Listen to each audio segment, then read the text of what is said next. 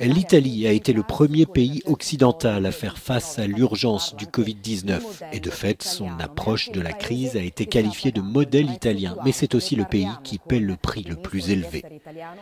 Nous en discutons avec le ministre italien des Affaires étrangères, Luigi Di Maio. Merci, Monsieur le ministre, d'être avec nous ici. Nous avons vu une Europe divisée sur la gestion de cette crise. Certains ont même parlé d'un début de l'échec de l'Europe. À votre avis, sommes-nous arrivés à un point de non-retour en termes de cohésion européenne?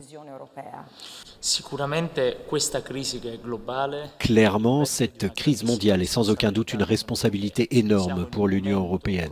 Nous sommes à un moment crucial et il est impossible de s'imaginer s'attaquer à une crise économique telle que celle-ci, une crise qui va mettre l'ensemble de l'Europe en récession avec des moyens ordinaires.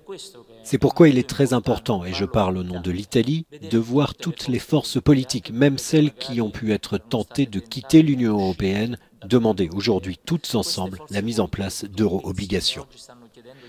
Vous évoquez ici les réponses économiques à la crise. En effet, l'Europe a réagi avec la mise en place d'un plan de 750 milliards d'euros, d'autre part avec le pacte de stabilité qui a été suspendu. Que signifient ces mesures pour l'Italie et comment le pays va-t-il les exploiter? Eh bien, je pense que la suspension du pacte de stabilité est un excellent signal qui montre que l'Union européenne et ses États membres ont compris la difficulté de la situation dans laquelle l'Italie se trouve, mais aussi dans laquelle nous nous trouvons tous. Nous voulons également suivre la formule que Mario Draghi a récemment préconisée. En ces temps de guerre, parce que l'Italie est actuellement en guerre contre un ennemi invisible qui est le virus, les pays doivent faire de la dette pour faire des investissements. Et évidemment, la création de cette dette doit être soutenue par la Banque centrale. Grazie a lei.